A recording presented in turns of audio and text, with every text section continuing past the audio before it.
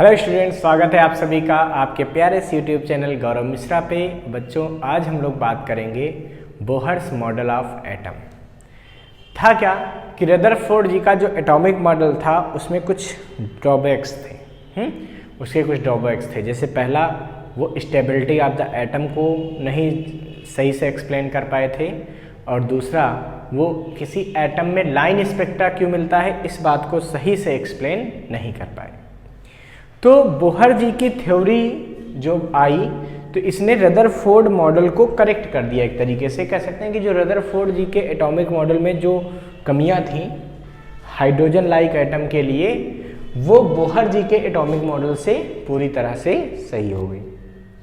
तो इन 1913, ठीक है, 1913 में नील्स बोहर जी ने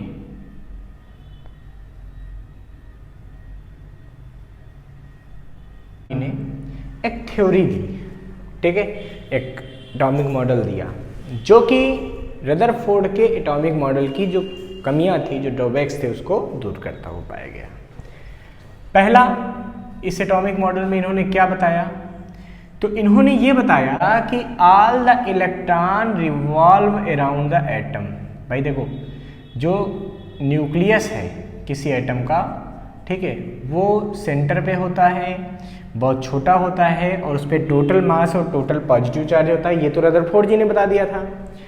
अब इन्होंने क्या बताया कि जो इलेक्ट्रॉन है वो के चारों ओर चलते हैं, घूमते हैं विद हाई स्पीड। इन्होंने कहा ये बात सही है, ठीक है, ये रदरफोर्ड जी का भी मॉडल था, इन्होंने भी कहा।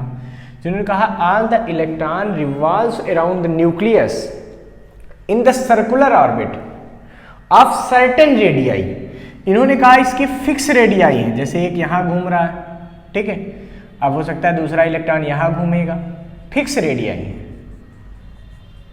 मतलब फिर यहाँ घूम रहा है, यहाँ घूम रहा है, तो बीच में कोई दूसरी रेडियस नहीं हो सकती, ठीक है। अब कोई इलेक्ट्रॉन अगर यहाँ चल रहा है तो इसका मतलब वो यहाँ नहीं चलेगा, यहाँ नहीं चलेगा, यहाँ नहीं, ये नहीं कि ये वाला भी रेडियस बना ले, ये भी बना ले, ये भी बना ले, ऐसा नहीं। इन्होंने कहा electron revolves around the nucleus in certain radii and in these radii when electron revolves then there is no loss of energy. तो वहां पर कोई एनर्जी का लॉस नहीं होता, ठीक है। इसका मतलब इन्होंने बताया बच्चों कि the electron revolves around the nucleus in the circular orbits. The orbit of electron around the nucleus can take only some special values of radius. In these orbits of special radii, the electron does not radiate the energy as expected from the Maxwell's laws. These orbits are called stationary orbits. तो इन्होंने क्या बताया कि electron nucleus के चारों तरफ certain orbit में revolve करते हैं, और इन ऑर्बिट्स में जब इलेक्ट्रॉन रिवॉल्व करते हैं, ठीक है, तो कोई भी एनर्जी रेडिएट नहीं करते। भाई मैक्सवेल की थ्योरी क्या कहती थी, इलेक्ट्रोडायनेमिक्स क्या कहती थी, कि अगर कोई चार्ज एक्सेलरेटेड मोशन करेगा तो उस चार्ज से कुछ एनर्जी इमिट होती रहेगी, लगातार रेडिएट होती रहेगी। वही इलेक्ट्रोडायनेमिक्स कह रही थी कि अगर कोई इलेक्ट्रॉन है वी वेलोसिटी चल रहा है सर्कुलर मोशन में, तो इस पर एक एक्सेलरेशन लग रहा है। क्यों? क्योंकि इसकी वेलोसिटी डायरेक्शन लगातार चेंज हो रही है। और वो एक्सेलरेशन कौन सा लग रहा है? वो लग रहा है सेंट्रीपिटल एक्सेलरेशन। कौन सा लग रहा है? Centripetal acceleration. तो ये थ्योरी कहती थी कि अगर सेंट्रीपिटल एक्सेलरेशन लग रहा है तो ये एक्सेलरेटेड मोशन हो गया, तो इसकी एनर्जी लगातार खत्म होनी चाहिए और ये सेंटर पे गिर जाना चाहिए। ये कौन बताता था? Rutherford ji. But Bohr ji ने बताया कि जब इलेक्ट्रॉन यहाँ मोशन करते हैं तो वो कोई एनर्जी रेडिएट नहीं करते। मतलब वो मैक्सवेल्स लॉ जो कहता था कि एनर्जी रेडिएट करना चाहिए, उसको ये फॉलो नहीं करते। और इन फिक्स एनर्जी लेवल्स को हम लोग बोलते हैं, इन फिक्स ऑर्बिट्स को हम लोग बोलते हैं जिनमें मोशन करते हैं, इनको हम लोग बोलते हैं स्टेशनरी ऑर्बिट।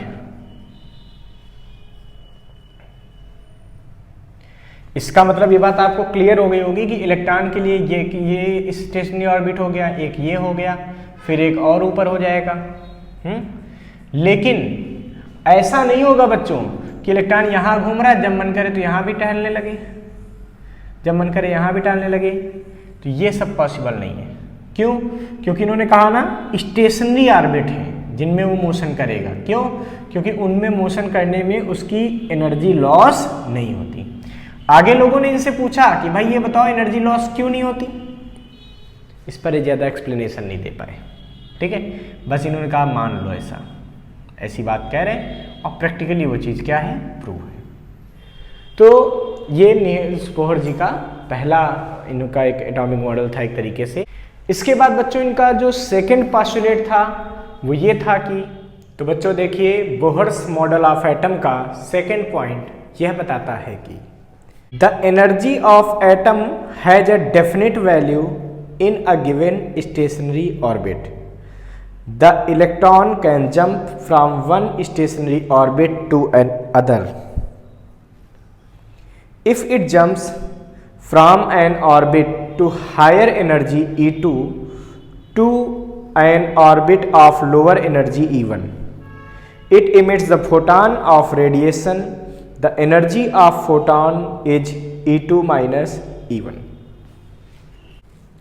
तो भाई ये बताता है कि जैसे कोई एक, तो जैसे ये न्यूक्लियस है जिसमें पॉजिटिव चार्ज ये है, और ये बताता है कि जो इलेक्ट्रॉन इधर जो फिक्स ऑर्बिट में मोशन करते हैं, मतलब स्टेशनरी ऑर्बिट में मोशन करते हैं, तो यहाँ पर कई सारे स्टेशनरी ऑर्बिट होते हैं। जैसे मान लो एक स्टेशनरी ऑर्बिट हम कहते हैं ये है अंदर, फिर एक ये है कि ये ऐसे। तो ये बताता है कि हर स्टेशनरी ऑर्बिट में इलेक्ट्रॉन की एनर्जी फिक्स होती है। ठीक है, मतलब जैसे सपोज कर लीजिए यहाँ एनर्जी हम कहते हैं E1 है, तो ये E1 रहेगी। यहाँ हो सकता है एनर्जी उसकी E2 हो, यहाँ उसकी एनर्जी क्या हो, E3 हो। तो जहाँ इलेक्ट्रॉन है उस ऑर्बिट में उसकी एनर्जी, टोटल एनर्जी क्या रहेगी, हमेशा फिक्स रहेगी। ठीक है, और ये बताता है कि जब कोई इलेक्ट्रॉन जंप करता है तो वो एक स्टेबल ऑर्बिट से दूसरे स्टेबल ऑर्बिट में ही करता है। इसका मतलब क्या हुआ, इसका मतलब कोई इलेक्ट्रॉन अगर यहाँ रिवॉल्व कर रहा मान लीजिए ऐसे, तो वो ऐसा नहीं हो सकता कि इससे थोड़ा नीचे आके यहाँ रिवॉल्व करे, ये नहीं हो सकता। वो यहाँ से फिर डायरेक्ट यहाँ चलाएगा, फिर इस ऑर्बिट में रिवॉल्व करेगा। समझ रहे हो? मतलब एक स्टेबल ऑर्बिट से इलेक्ट्रॉन दूसरे स्टेबल ऑर्बिट में जंप कर सकता है, और जब जंप करता है तो जो इलेक्ट्रॉन की भाई यहाँ एनर्जी एक थी, वो यहाँ कुछ एनर्जी होगी, तो ये हाई एनर्जी है और ये लो एनर्जी। तो हाई से लो में जब इलेक्ट्रॉन जंप करता है तो क्या होता है बच्चों कि वो अपनी एनर्जी को रिलीज करता है। भाई किसी के पास एनर्जी ज्यादा है, अब वो कम एनर्जी वाले में जाएगा तो क्या करेगा, एनर्जी को बाहर फेंक देगा, और वो एनर्जी इलेक्ट्रोमैग्नेटिक वेव के फॉर्म में बाहर निकालता है। किस फॉर्म में, इलेक्ट्रोमैग्नेटिक वेव के फॉर्म में। और उस फोटॉन की जो इंटेंस एनर्जी होती है, भाई हमको पता ना इलेक्ट्रोमैग्नेटिक वेव के फॉर्म में जब एनर्जी को निकालेगा तो उसको हम लोग क्या बोलते हैं, क्वांटा या फोटॉन बोलते हैं।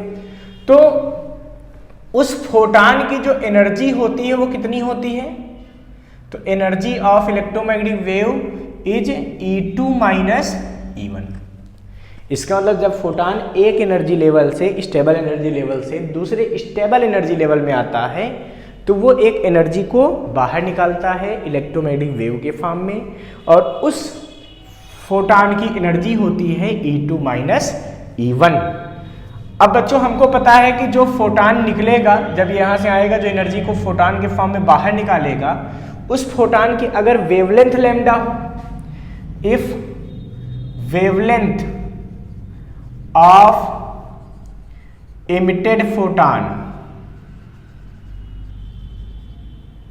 is lambda, then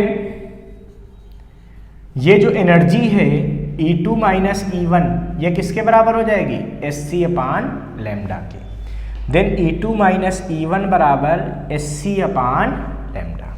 तो इतनी एनर्जी का फोटॉन बाहर निकलेगा। बच्चों एक बात और समझने वाली है, ऐसे ही कोई इलेक्ट्रॉन अपने लोअर एनर्जी लेवल में नहीं जंप करता। रियलिटी क्या है कि जब किसी इलेक्ट्रॉन को एनर्जी मिलती है कहीं बाहर से, तब वो उस एनर्जी को पाकर एक्साइटेड होता है और वो हायर एनर्जी लेवल में चाहता है। मतलब पहले ये इलेक्ट्रॉन कहीं से एनर्जी को एब्जॉर्ब करता है, एब्जॉर्ब करके वो हायर एनर्जी लेवल में जाता है, फिर 10 की पावर -8 सेकेंड में वो अपने एनर्जी लेवल में वापस आता है। वापस आते समय वो एनर्जी को रिलीज करता है, जो एनर्जी निकल रही है, ठीक है। अब वो कितनी एनर्जी को रिलीज करेगा, तो मैंने बोला ना कि उस फोटॉन की जो एनर्जी होगी, जो इसके वापस आते समय इलेक्ट्रॉन से रिलीज होगा, फोटॉन उसकी जो एनर्जी होगी वो डिफरेंस ऑफ स्टेशनरी ऑर्बिट की एनर्जी के बराबर होगी। इसका मतलब अगर कोई फोटॉन यहां से यहां आएगा मान लीजिए, तो उसकी एनर्जी होगी E3 - E2।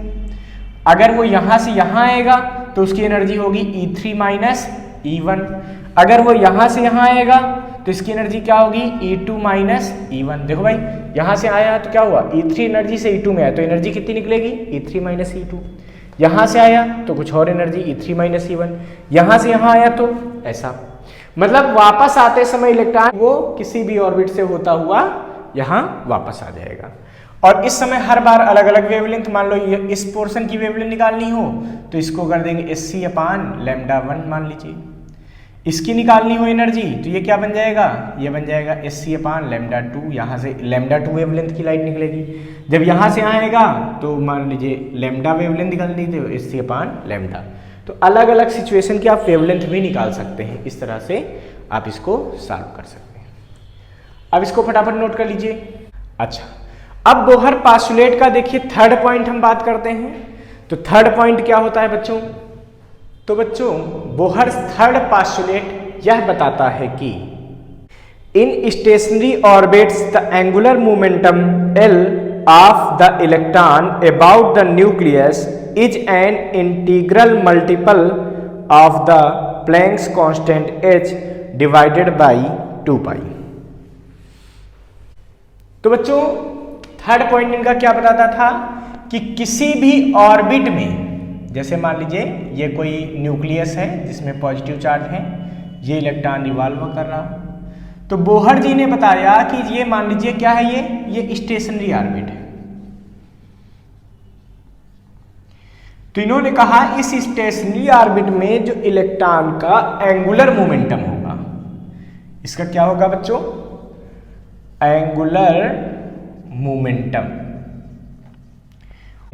ये h/2π का इंटीग्रल मल्टीपल होता है, मतलब इंटू n एक होल नंबर होगा। और इसे ही बोहर्स क्वांटाइजेशन रूल भी कहते हैं। क्या कहते हैं, बोहर्स क्वांटाइजेशन रूल। ठीक है, ये क्वांटाइजेशन है कि जो एंगुलर मोमेंटम है वो h/2π का होल नंबर मल्टीपल है, मीन्स इंटीग्रल मल्टीपल है। ठीक है, तो इसको क्वांटाइजेशन रूल भी कहते हैं। इसका मतलब या तो इलेक्ट्रॉन का जो एंगुलर मोमेंटम है वो h/2π होगा, या h/2h/2π होगा, या 3h/2π होगा। मतलब 1.5h/2π नहीं हो सकता एंगुलर मोमेंटम, या 3.8h/2π नहीं हो सकता। मतलब फ्रैक्शनल नंबर इस टाइप का नहीं आएगा, पॉइंट में नहीं आएगा।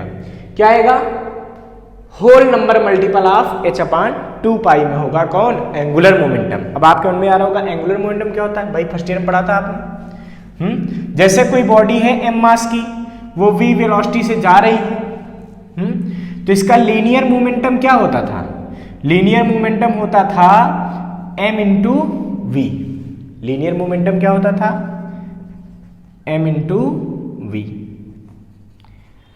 अब अगर मान लीजिए कि ये बॉडी किसी सर्कुलर मोशन में होती, ऐसा कुछ, ठीक है, तो इस सर्कुलर मोशन में इसकी कुछ रेडियस हो जाएगी r। अब इसका जो एंगुलर मोमेंटम होगा वो कितना होगा, तो angular momentum is the moment of linear momentum. मतलब इसको हम लोग L से लिखते हैं और ये बराबर क्या होता है, R इंटू पी। ठीक है, यानी कि L बराबर आ जाएगा R इंटू पी की वैल्यू mv। ठीक है, वैसे तो R क्रॉस P होता है वेक्टर फॉर्म में, बट ऐसे हम बात कर रहे हैं जब 90 डिग्री पे है तो r इंटू एम वी, अभी हम उसके मैग्नीट्यूड की बात कर रहे हैं, ठीक है। यानी कि यहाँ पे अगर हम बात करें ये एंगुलर मोमेंटम था, कितना हो गया NH/2π किसी इलेक्ट्रॉन का, मतलब mvr बराबर हो जाता है NH/2π के। तो यही इन्होंने बताया था कि जो एंगुलर मोमेंटम है इलेक्ट्रॉन का स्टेशनरी ऑर्बिट में वो h/2π के इंटीग्रल मल्टीपल में होता है। ये बोहर्स थर्ड पास्टुलेट था।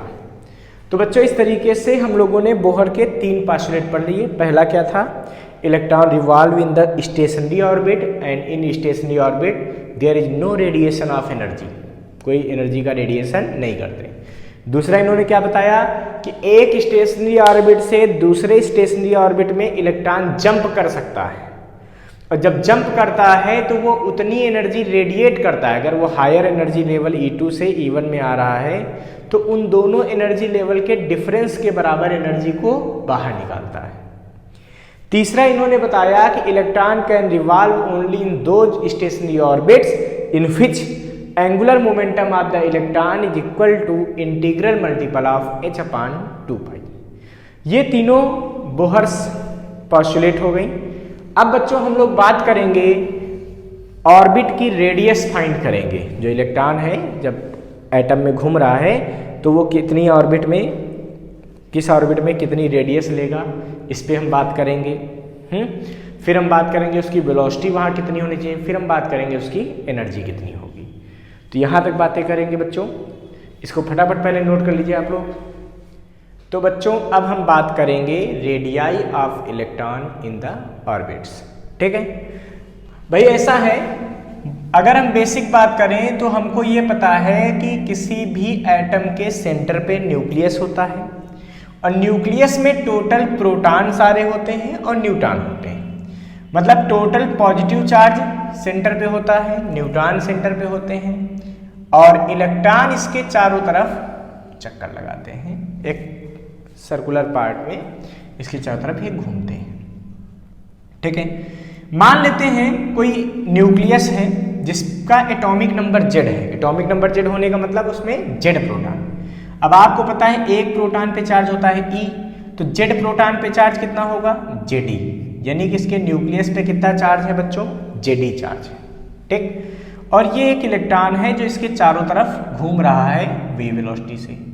मान लेते हैं कि ये इलेक्ट्रॉन r रेडियस में घूम रहा है, हमें यही r रेडियस इसकी कैलकुलेट करनी है। मान लेते हैं ये nth ऑर्बिट है, इस न्यूक्लियस के चारों तरफ ऑर्बिट होते हैं ना, पहला ऑर्बिट, दूसरा ऑर्बिट, तीसरा ऑर्बिट, ये स्टेशनरी ऑर्बिट्स हैं। तो हम मान लेते हैं कि ये कौन सा है, nth ऑर्बिट है, ठीक है। तो आपको पता है बच्चों कि ये इलेक्ट्रॉन इस न्यूक्लियस के चारों तरफ क्यों घूम रहा है, सोचिए। क्योंकि इलेक्ट्रॉन को एक सेंट्रिपिटल फोर्स मिल रहा होगा। कोई बिना मतलब के किसी के चारों तरफ चक्कर नहीं लगाता, वो इसलिए लगा रहा होगा क्योंकि ये न्यूक्लियस इसको क्या कर रहा होगा, एक अट्रैक्शन फोर्स दे रहा होगा। कितना अट्रैक्शन फोर्स दे रहा होगा, वो कूलाम्स लॉ से निकाल दो। अट्रैक्शन फोर्स इलेक्ट्रॉन को कितना मिल रहा होगा, वो मिल रहा होगा 1/4πε0 Q1 Q2/r²। ये होता था ना दो चार्ज के बीच लगने वाला फोर्स, तो Q1 की जगह Zd, Q2 की जगह E/r², ठीक है। ये कूलाम्स लॉ से ये फोर्स लग रहा होगा, और ये जो फोर्स है यही अट्रैक्शन फोर्स है जो इसको सेंट्रिपिटल फोर्स दे रहा होगा। ये उसको क्या दे रहा होगा, सेंट्रिपिटल फोर्स दे रहा होगा। यानी कि ये बराबर हो गया mv²/r के। ये किसके बराबर हो गया, mv²/r के, ठीक है। ये पहली चीज हो गई, फर्स्ट इक्वेशन बन गई। दूसरी देखिए बच्चों, यहाँ पे आपको पता है कि जब ये इलेक्ट्रॉन इस ऑर्बिट में घूम रहा होगा, ये एक स्टेशनरी ऑर्बिट है, तो इसमें बोहर्स थर्ड पास्टुलेट क्या बताता था कि उस इलेक्ट्रॉन का एंगुलर मोमेंटम h/2π के इंटीग्रल मल्टीपल में होगा। इसका मतलब ये हो गया कि इसका जो एंगुलर मोमेंटम होगा इलेक्ट्रॉन का कितना होगा, mvr। ये किसके बराबर होगा, ये h/2π के इंटीग्रल मल्टीपल। इंटीग्रल मतलब नंबर ऑफ ऑर्बिट, जैसे फर्स्ट ऑर्बिट, सेकंड ऑर्बिट, तो ये nth ऑर्बिट मान लेना, तो इंटू n हो गया, यहां से बच्चों v की वैल्यू फाइंड करोगे तो क्या मिलेगा, NH/2πmr। ये v की वैल्यू यहां पे पुट कर दीजिए, put v in equation first. जब पुट करेंगे तो हमें क्या मिलेगा, तो ये हमको मिलेगा 1/4πε0 Ze²/r² बराबर m/r, ऐसे ही कर लो, इंटू v की वैल्यू ये पुट कर दो तो क्या आएगा बच्चों, n²h²/4πm²r²। ठीक है। अब बच्चों क्या होगा, जो सेम चीजें हैं उनको इधर उधर की कैंसिल कर देंगे। भाई ये उधर जाके r² ऊपर जाएगा तो इससे कट जाएगा, इस तरीके से ये इससे कैंसिल, 4 से 4 कैंसिल, 1 पाई से 1 पावर कटेगी, देखो 1 पावर बची हुई है, ध्यान रखना। ठीक है। और सोचो और कुछ कैंसिल हो रहा नहीं, 1 m से 1 m, हाँ कैंसिल हो रहे हैं यहाँ पे। यानी कि इधर हमारे पास क्या बचा बच्चों, इधर बचा Ze²/ε0। ठीक है।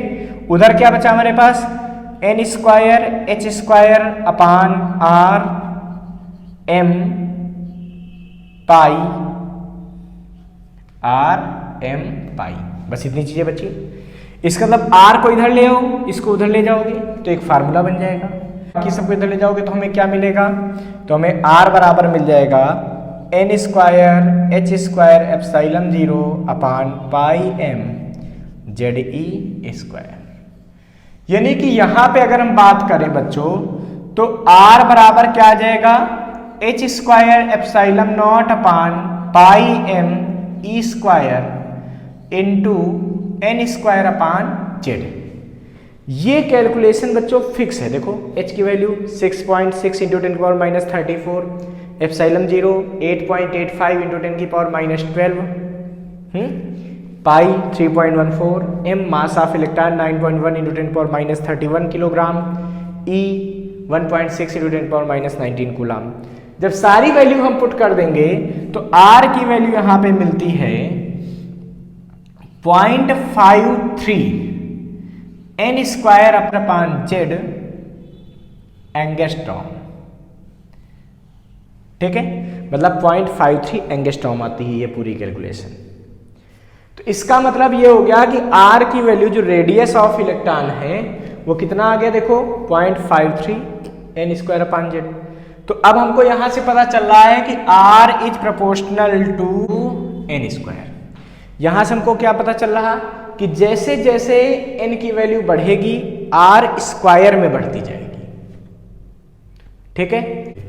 दूसरा बच्चों r is proportional to 1/z। ठीक है। तो जैसे जैसे z की वैल्यू बढ़ेगी वैसे वैसे r की वैल्यू घटती जाएगी।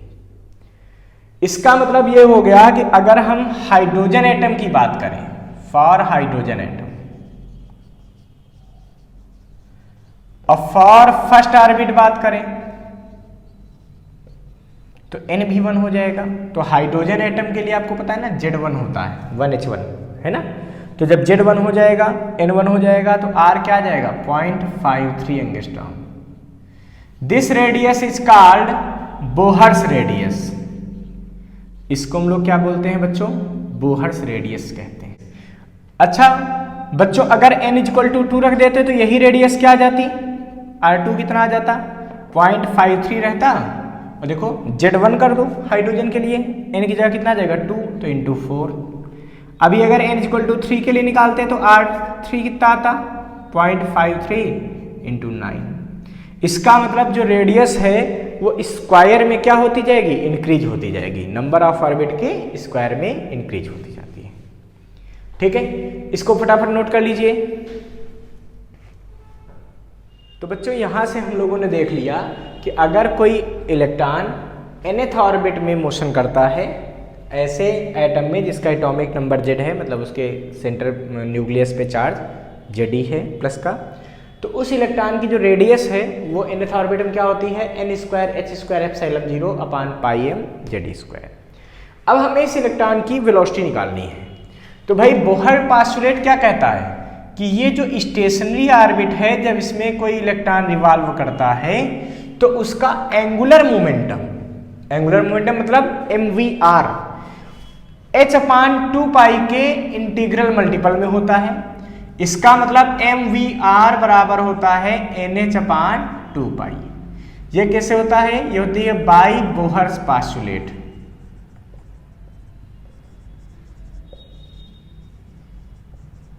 ठीक है, इसका मतलब ये हो गया कि अगर वेलोसिटी निकालनी हो तो क्या निकलेगी? nh upon 2 pi mr।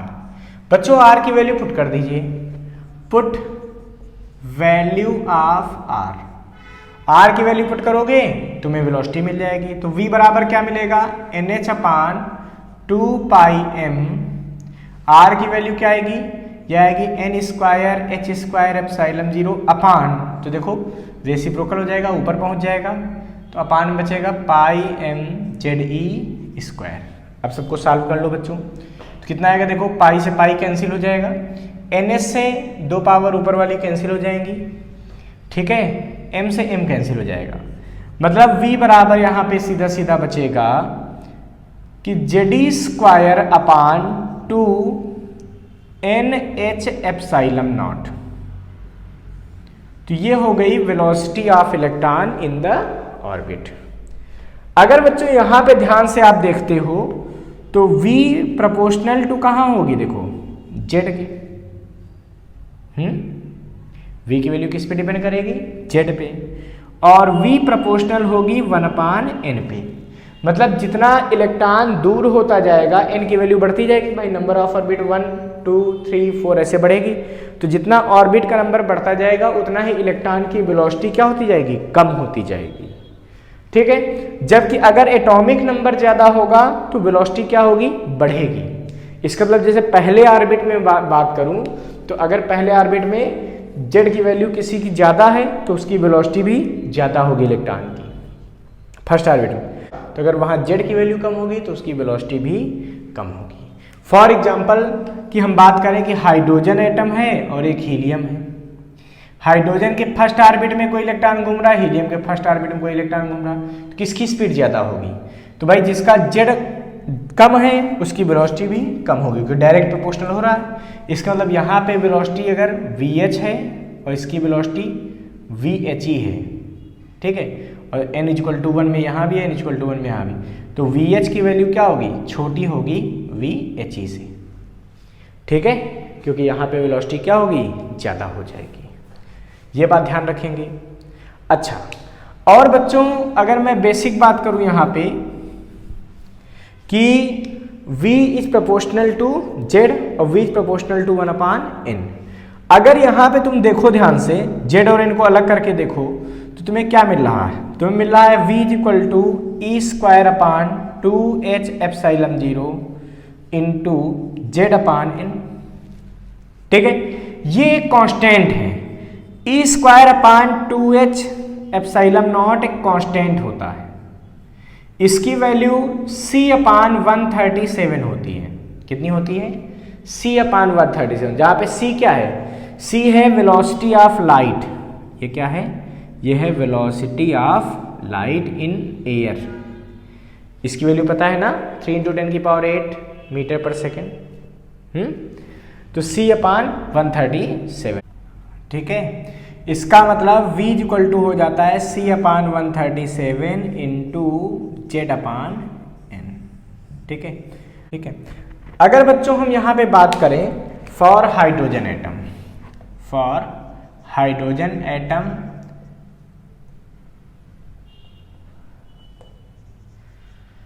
And for n = 1, तो हाइड्रोजन एटम की बात होगी तो Z1 हो जाएगा और N1 हो जाएगा।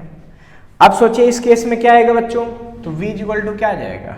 यह आ जाएगा c/137। ये पहले ऑर्बिट की रेडियस हो जाएगी। अभी दूसरे ऑर्बिट की रेडियस निकालनी हो, n = 2 रखना हो, तो यही इक्वेशन क्या बन जाएगी? v2 = सोचो, ये तो कांस्टेंट है c/137 और इंटू 1/2 आ जाएगा। अभी n = 3 रखना हो तो क्या आ जाएगा? v3 = ये क्या आ जाएगा? ये आ जाएगा c/137 इंटू 1/3। देखो अपान में है ना, इनकी वैल्यू पुट करते जाओ, आंसर निकलता जाएगा। ठीक है। और बच्चों एक बात का और ध्यान रखना कि जो v1/c होता है, ये वाला, ठीक है। इसकी वैल्यू क्या आएगी 1/137। तो इस वैल्यू को हम लोग फिक्स होती है ये वैल्यू, तो इसको हम लोग फाइन स्ट्रक्चर कांस्टेंट भी कहते हैं। कई बुक्स में तुमको ये मिल जाएगा कि what is fine structure constant, तो V1/C, इसको हम फाइन स्ट्रक्चर कांस्टेंट भी कहते हैं। कई बुक्स मिल जाएगा तुमको कि फाइन स्ट्रक्चर कांस्टेंट की वैल्यू कितनी होती है, तो क्या होती है 1/137। इसको फटाफट नोट कर लीजिए बच्चों। अब हम लोगों को पढ़ना है energy of electron in the stationary orbit. बच्चों इससे पहले हम लोग radius of electron in stationary orbit means R=n²h²ε0/πmjd², और साथ में velocity of electron in the stationary orbit V=Jd²/2nh∈0 ये पढ़ चुके हैं। अब बच्चों हम लोगों को देखना है कि इस इलेक्ट्रॉन की एनर्जी कितनी होती है। तो बच्चों सीधी सी बात है कि ये इलेक्ट्रॉन है जिसका मास m है, और ये किसी न्यूक्लियस जिसका एटॉमिक नंबर Z है, मतलब उस पर चार्ज प्लस Zd है न्यूक्लियस पे, उसके चारों तरफ ये इलेक्ट्रॉन घूम रहा है। इलेक्ट्रॉन के पास बच्चों वेलोसिटी है, जो वेलोसिटी है इसका मतलब वहां पे काइनेटिक एनर्जी होगी। ये इलेक्ट्रॉन इस चार्ज के इफेक्ट में है, तो जब जो चार्ज पास रखे होते हैं उनमें पोटेंशियल एनर्जी भी होती है। इसका मतलब यहाँ पे इस सिस्टम में इलेक्ट्रॉन के पास एक काइनेटिक एनर्जी है, इलेक्ट्रॉन और न्यूक्लियस के बीच एक पोटेंशियल एनर्जी लग रही है। तो यहाँ से फिर हम टोटल एनर्जी भी कैलकुलेट करेंगे, और वो एनर्जी निकालने के बाद हम बताएंगे आपको कि हाई एनर्जी लेवल से लो एनर्जी लेवल में जब कोई इलेक्ट्रॉन जाता है तो उसकी वेवलेंथ का फार्मूला क्या होता है, ये मेन हम लोगों को फाइंड करना है। तो बच्चों अगर इस इलेक्ट्रॉन की वेलोसिटी v है, तो आपको पता ही है कि ये इलेक्ट्रॉन इसके चारों तरफ चक्कर क्यों लगा रहा है। क्यों? क्योंकि भाई इसके पास एक सेंट्रीपिटल फोर्स होगा। यानी कि हम लोग अभी काइनेटिक एनर्जी को डिराइव करने जा रहे हैं। क्या करने जा रहे हैं? इसके बाद फिर हम पोटेंशियल एनर्जी को डिराइव करेंगे, फिर हम टोटल एनर्जी को डिराइव करेंगे। तो बच्चों सबसे पहले बात आती है, मैंने बोला आपको कि ये इलेक्ट्रॉन क्यों घूम रहा है, क्योंकि इसको सेंट्रीपिटल फोर्स मिल रहा है। कौन दे रहा होगा सेंट्रीपिटल? तो ये न्यूक्लियस से जो अट्रैक्टिव इलेक्ट्रोस्टैटिक फोर्स है वही इसको सेंट्रीपिटल फोर्स देगा। इसका मतलब जो अट्रैक्शन फोर्स है, कूलाम्स लॉ से कितना होता है अट्रैक्शन फोर्स? 1/4πε0 Q1 Q2/r², यानी कि Jd × E/r²। और ये किसके बराबर हो जाएगा? ये सेंट्रीपिटल फोर्स के बराबर हो जाएगा। तो क्या हो जाएगा? mv²/r। बच्चों अगर आप r से एक r को कैंसिल कर देंगे तो क्या बचेगा? ये बचेगा mv² = 1/4πε0 Jd²/r। बच्चों अगर इस इक्वेशन में आप 1/2 से मल्टीप्लाई कर दीजिए, इधर भी 1/2 से मल्टीप्लाई कर दीजिए, कोई फर्क नहीं पड़ेगा। तो ये 1/2 mv², ये क्या बन जाएगा? ये क्या दिख रहा है हमको? अरे ये तो दिख रही काइनेटिक एनर्जी। इसका मतलब हो गया कि काइनेटिक एनर्जी = आ गया 1/8, देखो 4 × 8 πε0 Jd²/r। This is the kinetic energy of electron in the stationary orbit. ठीक है, अभी आगे चल के हम r की वैल्यू पुट करके भी फार्मूला डिराइव करेंगे। अभी एक नॉर्मल फार्मूला इसे हम लोगों ने निकाल दिया। अब बच्चों हमको यहाँ पे पोटेंशियल एनर्जी फाइंड करनी है। क्या फाइंड करनी है? Potential energy. इसको कैसे निकालेंगे जरा ध्यान से देखिए। तो पोटेंशियल एनर्जी के लिए क्या करेंगे बच्चों? आपको पता है कि अगर दो चार्ज Q1 और Q2 हैं, जैसे ये है, एक ये चार्ज Q1 है और एक ये चार्ज Q2 है, ये एक दूसरे से r डिस्टेंस पर हैं। कितने डिस्टेंस पर हैं? r डिस्टेंस पर। तो इनके बीच एक पोटेंशियल एनर्जी वर्क करती है। उस पोटेंशियल एनर्जी का फार्मूला कितना होता है? 1/4πε0 Q1 Q2/r। सेम इसी तरीके से एक चार्ज ये हो गया Q1, एक ये हो गया Q2। इलेक्ट्रॉन पे कैसा चार्ज है? माइनस का, माइनस ही है ना, और इनके बीच डिस्टेंस कितनी है? r। तो सेम यही फार्मूला पोटेंशियल एनर्जी का यहाँ यूज कर सकते हैं। तो पोटेंशियल एनर्जी कितनी आएगी इलेक्ट्रॉन की? ये आएगी 1/4πε0 Q1 की वैल्यू कितनी है? Jd, वो भी कैसा?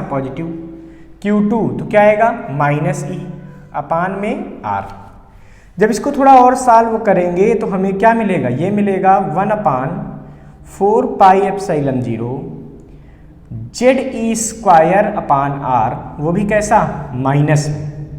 ये वैल्यू किस में आएगी बच्चों, माइनस में आएगी, मतलब इसको हम लिख सकते हैं u बराबर -1/4πε0 ZE²/r। पोटेंशियल एनर्जी के बाद हमको क्या करना है, हमको टोटल एनर्जी फाइंड करनी है। तो टोटल एनर्जी कैसे निकलेगी भाई, हैं, टोटल एनर्जी। तो बच्चों टोटल एनर्जी के लिए क्या करेंगे भाई, काइनेटिक एनर्जी और पोटेंशियल एनर्जी दोनों को जोड़ देंगे, ऐड कर देंगे, तो हमें क्या मिल जाएगा, तो हमें टोटल एनर्जी मिल जाएगी, मतलब kinetic energy plus potential energy. तो इसको कर लो बच्चों। तो E बराबर क्या आएगा, काइनेटिक एनर्जी कितनी है, 1/8πε0 ZE²/r प्लस 1/, ये देखो क्या आया है, माइनस का 1/4πε0, तो जो है जैसा वैसे ही रख देंगे यहाँ पे। तो इसको हम यहाँ रख देंगे, इसको थोड़ा हटा देते हैं, आप समझ चुके हैं उस चीज़ को। 1/4πε0 ZE²/r, ठीक है, ये माइनस का। जब यहाँ रखोगे तो ये माइनस यहाँ आ जाएगा, और इसको जब सॉल्व करोगे तो क्या बचेगा, 1/8πε0 ZE²/r, ये टोटल एनर्जी आ जाएगी। ये क्या आ जाएगी बच्चों, ये आ जाएगी टोटल एनर्जी, ठीक है। अगर आप यहाँ से ध्यान से देखिए तो आपको एक तो कंक्लूजन यहाँ पता चल रहा है, क्या पता चल रहा है, कि जो टोटल एनर्जी है वो पोटेंशियल एनर्जी की आधी है।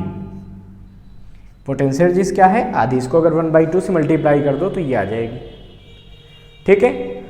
और ये काइनेटिक एनर्जी की निगेटिव वैल्यू के बराबर है। काइनेटिक एनर्जी जो है उसमें अगर माइनस लगा दिए तो ये आ जाएगी। तो कुल मिला के टोटल एनर्जी पोटेंशियल एनर्जी से हाफ है। कि यहाँ पे जैसे टोटल एनर्जी का हमने फार्मूला निकाला था 1/8πε0 ZE²/r, तो यहाँ पे r की वैल्यू पुट कर देते हैं, कौन सी, n²h²ε0/πm ZE², ये वैल्यू यहाँ पे पुट कर दीजिए। तो E की वैल्यू क्या मिलेगी बच्चों, ये मिलेगी माइनस का 1/8πε0 ZE²/r, r की वैल्यू n²h²ε0 अपान में आएगा तो पलट के ऊपर चला जाएगा πm ZE², ठीक है। यहां से देखिए बच्चों पाई से पाई को कैंसिल कर देंगे, ठीक है। अब यहां से E की वैल्यू क्या बचेगी हमको, तो यहां से बच्चों E की वैल्यू हमारे पास बचेगी, क्या बच रही देखो, तो ये बच रहा है माइनस का Z²e⁴m अपान 8ε0² n²h²। इसको थोड़ा और सॉल्व करो तो बच्चों क्या लिख सकते हो, इसको लिख सकते हो -e⁴m अपान 8ε0²h², ठीक है। और Z²/n² अलग कर दो।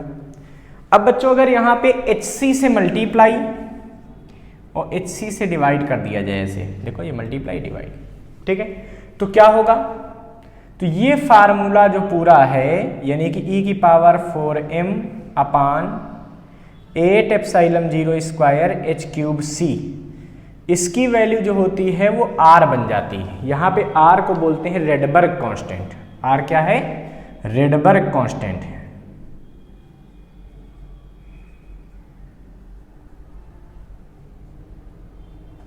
r की वैल्यू आती है 1.09 × 10⁷ पर मीटर, ये इसकी पर मीटर इसकी यूनिट है, ये r की वैल्यू आ जाती है। ये रेडबर्ग कांस्टेंट आ गया। यानी कि अब टोटल एनर्जी के फार्मूले को आप r के टर्म में यानी कि रेडबर्ग कांस्टेंट के टर्म में लिख सकते हैं। जब r की वैल्यू इस इक्वेशन में लिख दोगे तो E का फार्मूला क्या बनेगा, तो बच्चों यहाँ थोड़ी सी जगह यहाँ लिख देते हैं, अभी हम दूसरा पेज यूज करेंगे, मतलब दोबारा इसको मिटा के लिखेंगे तब उसमें आप पढ़िएगा।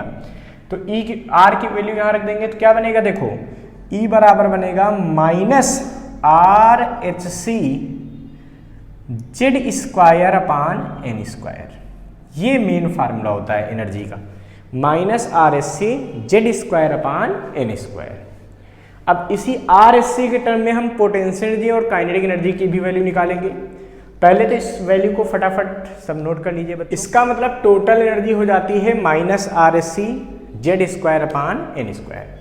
तो बच्चों अगर कभी काइनेटिक एनर्जी निकालनी हो तो अभी हमने बताया था काइनेटिक एनर्जी क्या होती है, टोटल एनर्जी का निगेटिव वैल्यू, यानी कि के ई बराबर यहां से आ जाएगा प्लस का R H C Z square upon N square. अगर बच्चों पोटेंशियल एनर्जी निकालनी हो तो वो क्या निकलेगी, तो U बराबर आ जाएगी यहां से टोटल एनर्जी की 2 टाइम्स होती है पोटेंशियल एनर्जी, मतलब U बराबर आ जाएगा 2 into are H C upon N square, वो भी कैसा, माइनस में। तो ये पोटेंशियल एनर्जी आ गई, ठीक है। अब बच्चों आपको पता होना चाहिए कि आर एच सी की वैल्यू क्या होती है, तो आर एच सी की वैल्यू होती है 13.6 इलेक्ट्रॉन वोल्ट बाई आर की वैल्यू, एच की वैल्यू, सी की वैल्यू। आर की वैल्यू क्या है, आर की वैल्यू क्या है 1.09 × 10⁷, एच की 6.6 × 10⁻34 और सी की 3 × 10⁸। जब सारी वैल्यू पुट करेंगे तो आर एच सी की वैल्यू आएगी 13.6 इलेक्ट्रॉन वोल्ट। अगर यहाँ पुट कर देंगे तो बच्चों टोटल एनर्जी का एक ये भी फार्मूला आ सकता है, क्या आ सकता है, माइनस का 13.6 Z square upon N square. Kinetic energy का फार्मूला एक ये भी आ सकता है 13.6 Z square upon N square, ये सब इलेक्ट्रॉन वोल्ट में आएगा, ठीक है। और पोटेंशियल एनर्जी का फार्मूला हो सकता है -2 × 13.6 Z square upon N square electron volt. लोगों ने energy of electron in stationary orbit find कर लिया। अब अपने नेक्स्ट वीडियो में हम बच्चों डिस्कस करेंगे कि हायर एनर्जी लेवल से लोअर एनर्जी लेवल में जब कोई इलेक्ट्रॉन आता है तो उसकी क्या वेवलेंथ हो जाती है, कैसे निकलती है, और बोहर्स एनर्जी के, बोहर्स थ्योरी के, बोहर्स पोस्टुलेट के क्या ड्रॉबैक हैं, ये सारी बातें हम लोग करेंगे। थैंक यू बच्चों।